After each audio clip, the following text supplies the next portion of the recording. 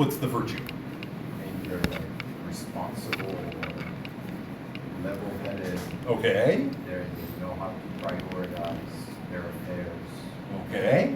All right. So responsible, level-headed, prioritize. Sure. Okay. What else? What are also other virtues or traditions? I was done with this. Do you have something else? Okay, let's go. First, Cosmo. Self-independence. A little louder. Self-independence. How are they self-independent? I remember reading they're able to call upon their own qualities to solve the problem, and not call on others for help or assistance. Okay. So the idea of maybe being independent. Yeah.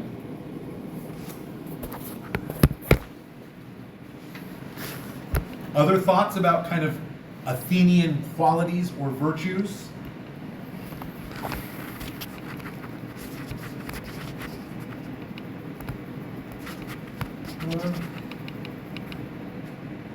What? I just want to say, from looking at paragraph 39, it seems like Athens was a sanctuary city-state. In what way? So it states, we throw open our city to the world and never by alien acts exclude foreigners from any opportunity of learning or observing. Although the eyes of an enemy may occasionally profit, I'm guessing that's like referring to the spies. Right. But so it's saying that, everyone's welcome to learn and grow. We're not going to classify you as a, just because you're. Not quite that far. Like the Athenians are perfectly willing to classify people. So when they say throw open doors, it doesn't mean everyone gets to come and be an Athenian, but at least everyone can come and visit and learn about Athens and bask in Athens' glory. We don't want to make them too egalitarian, right? Now, who is that in comparison to? Do you think? Sparta. All of this, right, in paragraph 39 and 40, right, is basically him kind of, really 38, 39, 40 is him comparing Athens to Sparta. Doesn't say it explicitly, but that's what everyone's going to recognize. Sparta is closed off and secretive, hence Spartan Mirage. Athens, wide open, anyone can come and visit it, right? Or the beginning of 38, we provide plenty of means for the mind to refresh itself from business. We celebrate games and sacrifices all year round, and the elegance of our private establishments form a daily source of pleasure and helps to banish the spleen. What's he saying there? What makes Athens so great?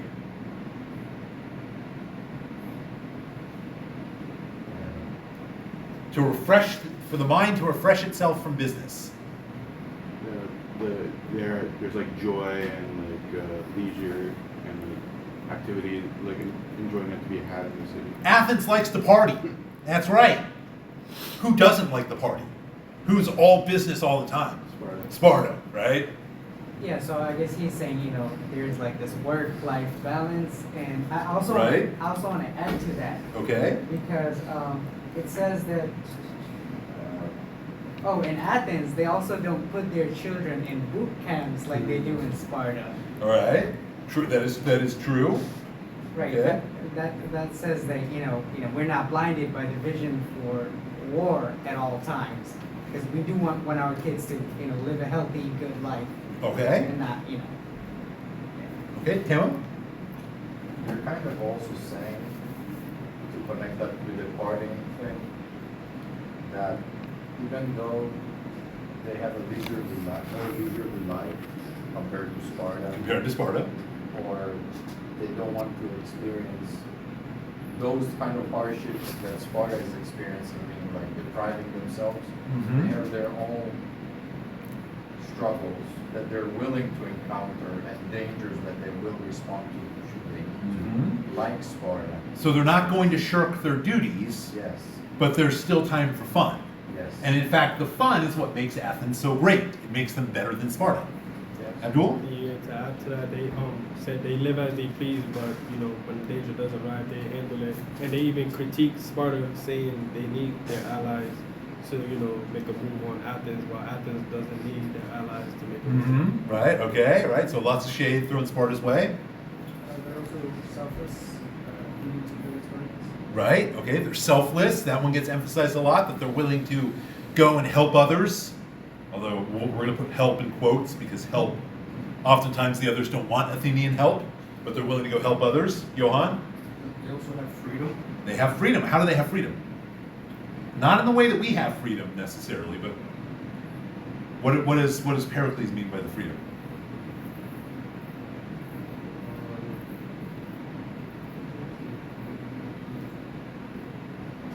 Freedom within which we enjoy.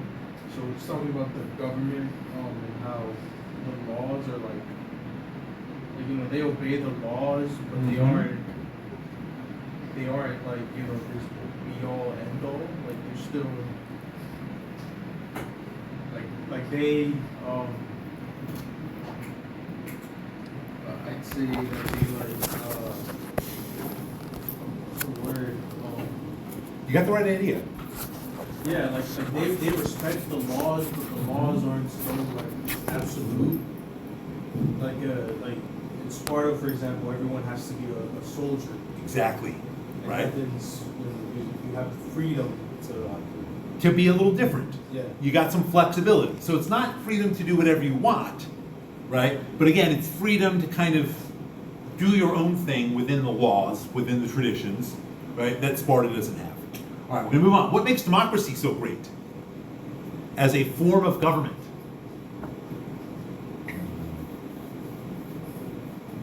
Right? Gives his distribution and choice amongst his citizens. Why is that good? I guess from the perspective of an Asian person, I definitely think it's pretty undercut or something. But I think it's good because it gives voices to new ideas. That's not necessarily a good thing, though, in the ancient world. So you're right.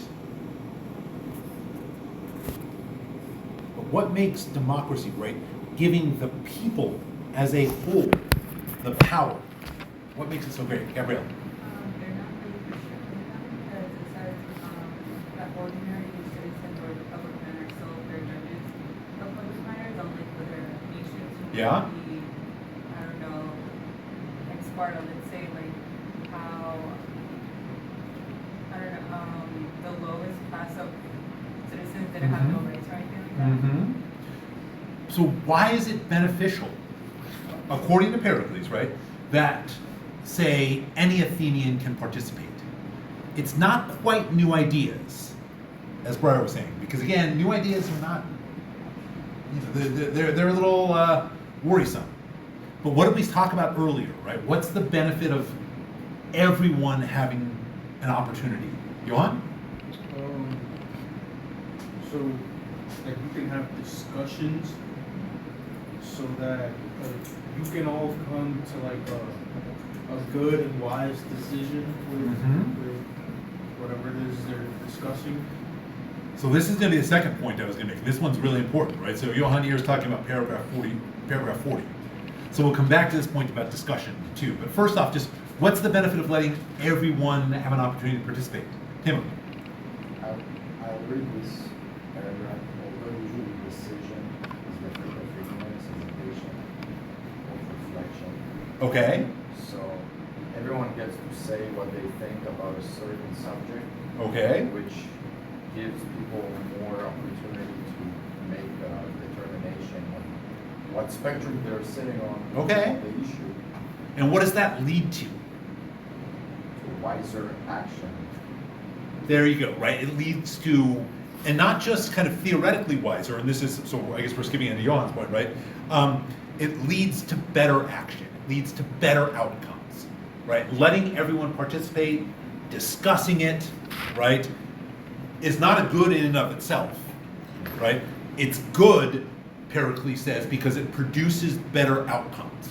It leads to better results, right? This very active discussion. All right, what, Johan, did you have something else? No. No, okay. Tim, did you have something else? No, I just wanted to kind of add to that. Yeah. in general, it makes sense, because the more data points you have, the more, I mean, statistically. I mean, fair enough. Like, you're bound to have better outcomes with more information, with more use.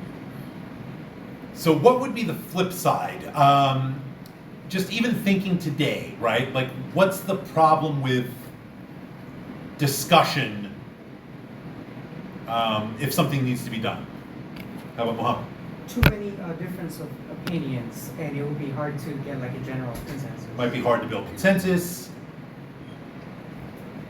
What else? It's a much slower process. Slower process.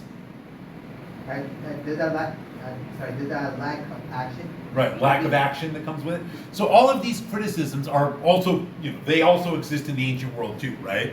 And that they'll be, that this is why you need, just a body of a certain number of citizens to go and take action and decide what's right. You don't want to, letting everyone talk or deliberate or speak is going to slow things down and, keep you from acting or maybe introduce bad ideas, right? And so Pericles, at least through Thucydides, right, is countering that, saying, no, it actually leads to better outcomes, right? Now again, the truth is probably somewhere in between, but this isn't really about truth, right? It's about making a point. All right, Cosmo, do you have something? Earlier, I was gonna say, it shows that it's, Athens is, everyone has an equal chance to bring people in.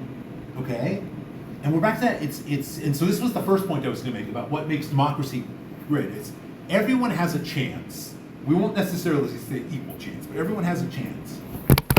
But that's not a good in and of itself, right? We might say today that kind of equality or equal opportunity, right, is a good in and of itself.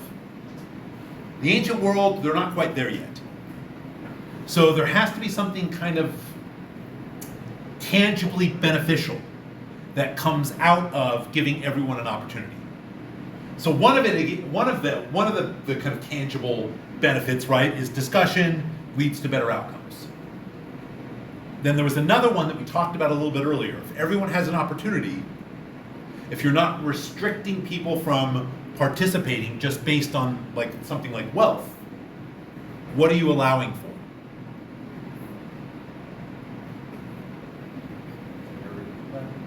If you are not restricting participation to something like wealth, what are you allowing to happen? Social mobility.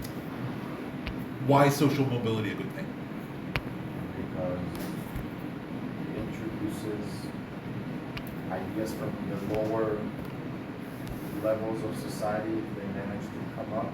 Yeah, but again, new ideas aren't always, like I said, I want to stay away from like new ideas, right? I don't want to say that there's never new ideas, but like new ideas are really sketchy.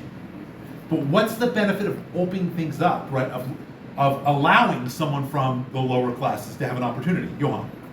To inspire like devotion or patriotism. And It could. Yeah, Wait, what?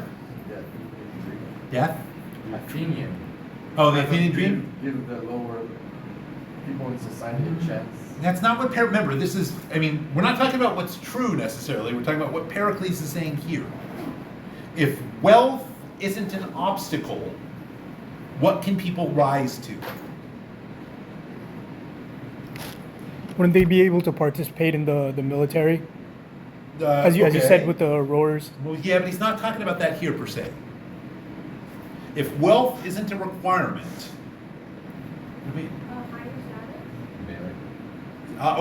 they could go to a higher status, and again, what's that good, or what's good about that? Like, why do you want people up there? Okay, we'll say that again. Merit, right? That people who are skillful, right, have the opportunity to contribute at the level that they're qualified for. So it's not necessarily that they bring in new ideas, but they bring in talent, right? That might otherwise be either ignored or unseen or something like that.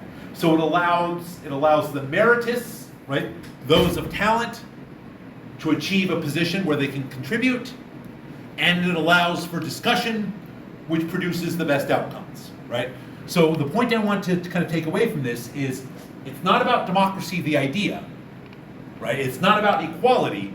It's about democracy is good because it opens doors for people who are already talented, right? Who can contribute to the state in these already established ways, and it leads to better decision making. It leads to better outcomes, right? So there's a tangible element to the success of democracy, right? Hands. How about him first? He also kind of talks about what makes Athens great, maybe I'll connect it to the government part of democracy.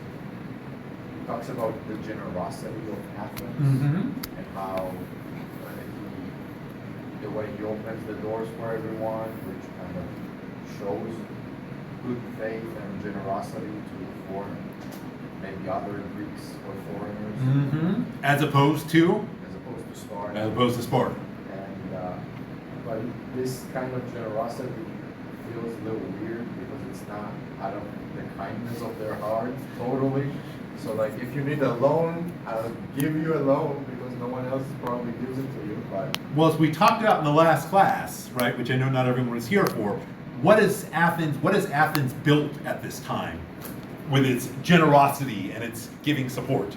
Like a navy and empire. Right, a navy, and through that navy, an empire.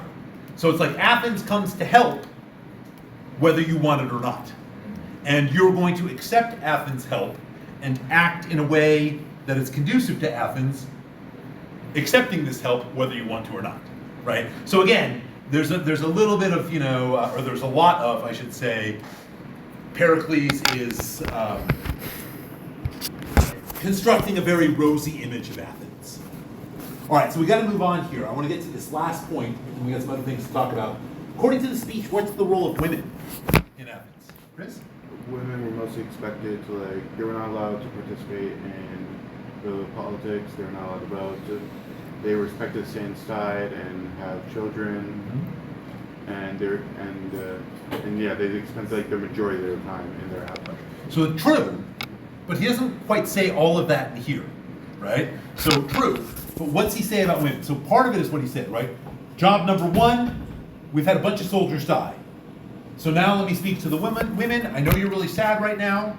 He says, this is paragraph 44, right? He says, I know you're all really sad right now. You might have lost husbands, fathers, but what's your job as an Athenian right now?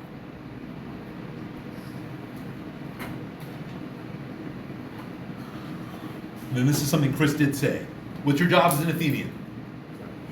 Produce kids. Is it to produce children? Produce children. It's like, I know you're sad, but go and have lots of babies because we need to replenish our manpower. Okay? All right. And then we get the cherry on top at the end of 45, a very, very famous phrase. He says, on the other hand, if I must say anything on the subject of female excellence to those of you who will now be in widowhood, it will be all comprised in this brief exhortation. So it's like, now let me speak to the women, right? Again, who are, many of you are widows, right? Because of the war going on. I'm going to talk about, what you can do and what makes a great Athenian woman. Great will be your glory in not falling short of your natural character. And greatest will be hers who is least talked of among the men, whether for good or for bad. So what's Pericles saying here in this last kind of exhortation to women? Mohammed? Chastity and modesty is good for women to have. Men should not be talking about you. Men should not be talking about you. What's the kind of qualifier about on this?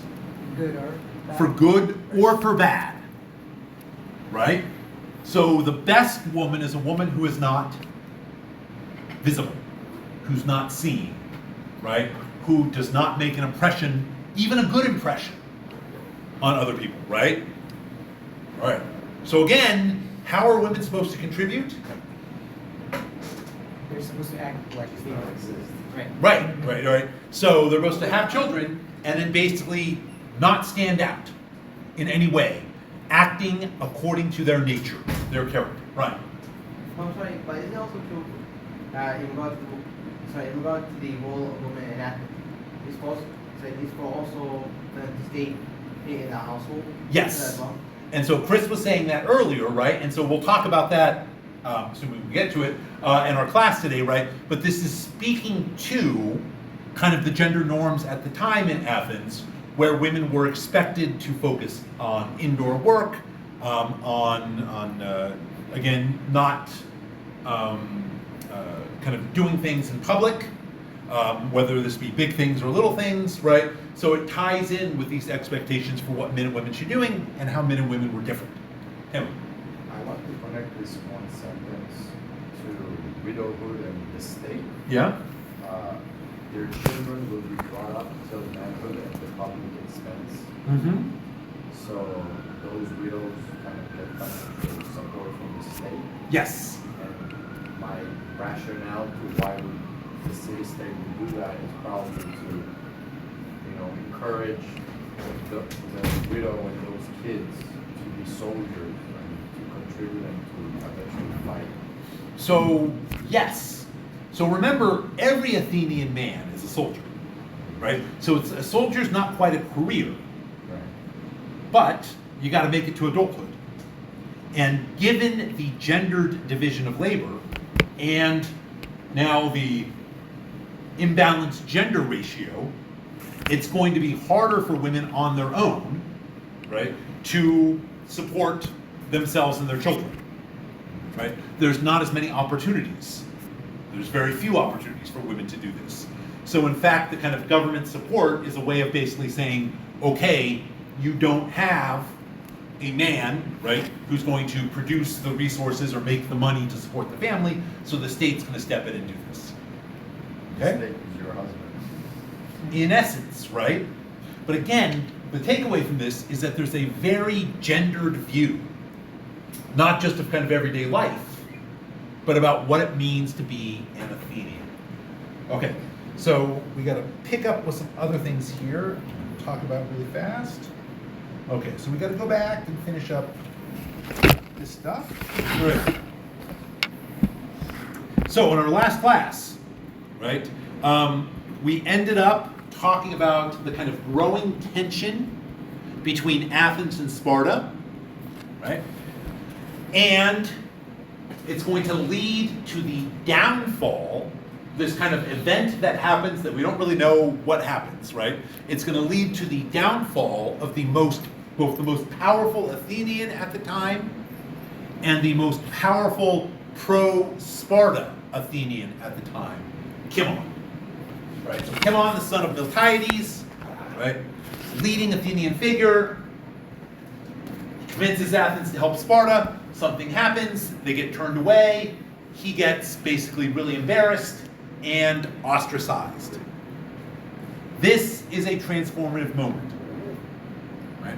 Once Cimon is out of the picture, right? Once he's been, again, kind of dishonored, once he's been ostracized, it opens the door for his rival, Ephialtes. Now again, Ephialtes is someone who we don't know very much about in terms of specifics. We know that he was a very kind of powerful politician. He was on the kind of anti-Sparta side and the kind of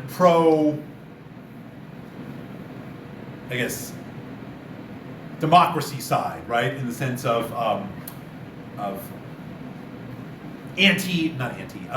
less aristocratic focused than Cimon, right? So more focused on opening up doors for the common people. He was also kind of the mentor of Pericles. So Cimon is out of the picture. Athenians are really mad at Sparta. This gives Ephialtes kind of the opportunity to pass some serious political reforms. Unfortunately, we don't know exactly what they were. It's the problem with ancient history, right? We're told that they're basically earth-shattering and change everything, but we only got kind of a general sense, right? What he does is he transfers power from this kind of older aristocratic institution, the Areopagus Council, to the assembly. right? That he is able to kind of give the assembly more authority, more power, right?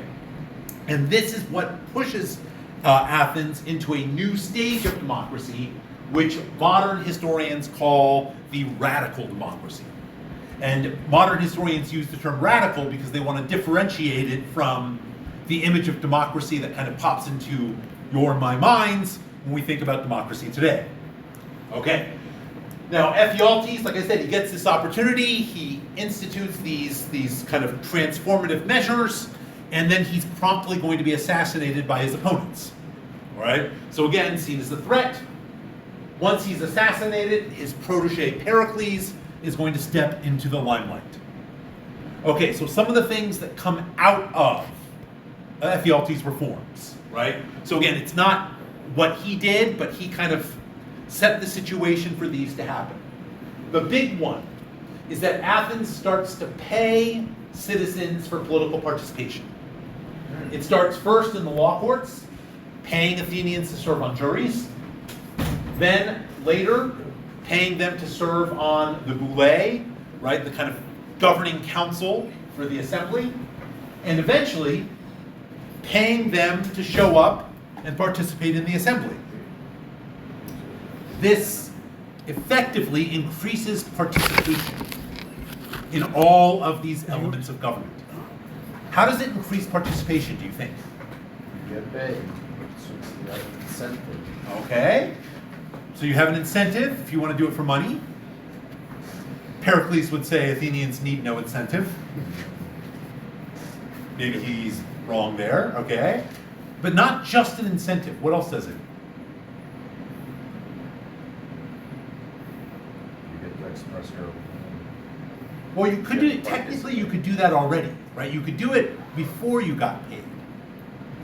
Oh, it gives them an opportunity to not be dependent on their livelihood, whatever profession they have, And why is that important? because it gives them more time to participate in the government by doing that. Right, okay? If you are a rich landowner with lots of servants and enslaved people, you know, kind of doing the work, and you've got lots of money, you can take the day off and go participate in the assembly or the boule. You still have plenty of money. If you are basically a poor farmer and your family's livelihood, right, you know, your ability to eat rests on you going out 12 hours a day and working in the fields by yourself, can you take a day off or a month off to go kind of serve in the government? Not at first. But if you get paid, right, all of a sudden you can use this pay to pay for the food, pay for the resources that your family needs. So this allows, it makes it possible for poorer Athenians to have a greater role in government. So even though they were allowed to participate in some cases, they didn't have the means. This now gives them the means. All right, Timo. Maybe you can also add with the increase of participation, maybe an increase in the quality of arguments. Well, that's, see, now you're thinking like Pericles, right? And in fact, that's what Pericles and his kind of ideological successors are going to say, right? All of that stuff, more people is better results. Mohammed? I have a question. Yes. Isn't that how the jury duty works? Like, do they like pay you for that? Yep. Well, after 461 they do. So that's where it started. Oh, Like, that's where it can be like traced back to. ish. Kind of. Ish. Right. I don't know if I want to say necessarily there's a direct one-to-one line, but there's the same idea, Right. right? Although, what does it pay? It pays like $5 a day here, which is Right. Yeah. not really enough to kind of support a family on. Here, you were supposed to get paid a day's wage, so kind of the equivalent of a day's wage for, you know, serving on whatever, one of these things. All right, some other things that happened. If you remember, there was a change in kind of how archons were selected, right? They'd elect a body of 40, then they would choose 9 by lot. After Ephialtes, archons selected entirely by lot. No more election. And another class of people, right, kind of the the third class, the Zugatai, become eligible to be archons, right? So archons, archonship, right, again, is open to not the poorest Athenians, but it's not restricted to the super rich, and no more elections. Everyone's going to be selected by drawing names out of a hat. All right. 451, Pericles changes the citizenship requirements. Right? So it used to be that if your father was Athenian, then you were Athenian. After 451, both parents have to be an Athenian to produce an Athenian child. This appears to be an attempt to limit powers of elites. How does this law, do you think, attempt to limit the power of elites? Anything? Jan? Elites can have multiple wives, they can have multiple children. Good guess. But, as we will get to in a second, Athens is really unusual that it practices strict monogamy. So you would be right for almost any other ancient culture. Timu? Since they're only able to bring, to wife out an Athenian citizen, a female Athenian citizen, then their selection is much limited. Okay. And so why does that matter Because if you're an aristocrat? the majority of the people who you might pick from are from the lower classes. There you go. As opposed to before this requirement, who can you look for if you're an aristocrat? Anyone. Anyone, including people from other city-states, including ruling families of other city-states, rich aristocrats from other city-states. And what does that give you? Less alliances. Right. Well, this leads to less alliances, less money, right? Less opportunity to kind of exploit your aristocratic status. All right, Briar? Yeah, just preventing the infiltration of Indian politics by foreign entities through their daughters. I mean, there could be some of that, but if you look at Pericles' funeral oration, right, and kind of the view of women and their contributions, they don't really think much of women in that way, right? So they're more concerned about, we think, they're more concerned about the woman's family, right, and not so much the idea, but maybe the resources that they could interject into Athenian politics. It's going to be more dangerous. Isn't it a problem though? Like the number of citizens will decrease over time because not all of them will marry an Athenian female. So I mean, we don't quite have the numbers, but it doesn't seem to be an issue. Right? So it seems that it's more of just aristocrats are really looking to make the most advantageous marriage alliances that they can. And this limits it. All right, so tensions between Athens and Sparta boil over into what gets called the first or the undeclared Peloponnesian War, right? So it starts in 460. So if you remember, right, boiling point, or everything's reaching a boiling point, Megara, which is down here, which is the arch rival of Corinth. Corinth being a Spartan ally, a member of the Peloponnesian League, allies with Athens. Corinth has none of this and attacks immediately because they're afraid that with an Athenian alliance, that Megara is going to kind of supplant Corinth's status as a trade center. A few years later, Sparta enters the war. We don't have a whole lot of details about what happens, but Athens seems to win lots of victories and starts to actually establish a land-based empire, where their land army gets bigger and they start controlling kind of various territories that they take over. Kind of cementing the transition from Delian League to Athenian Empire. The treasury that was set up on the island of Delos to support the League is moved to Athens, and Athens takes super direct control over it. 450, we get the Peace of Callias, where we get a formal end to the war with Persia. Who remember that was still going on? know, if you remember, even though necessarily, you know, the Greeks and the Persians weren't fighting, what was the justification behind the Delian League? What was its reason for existence? Defense. Against Persia. Persia. But now, right, the war's over. So what's the point? Well, yeah, you know, Persia might come back, right? But it becomes, right? And then we're going to get peace between Athens and Sparta and collapse of a land empire. The Athenian land empire is going to be very short-lived, right? So again, unfortunately, we don't have lots of details about these kind of first conflict, but we see just evidence of both Athens and Sparta butting heads and lots of kind of, we might think of as being kind of diplomatic or political shifts. All right.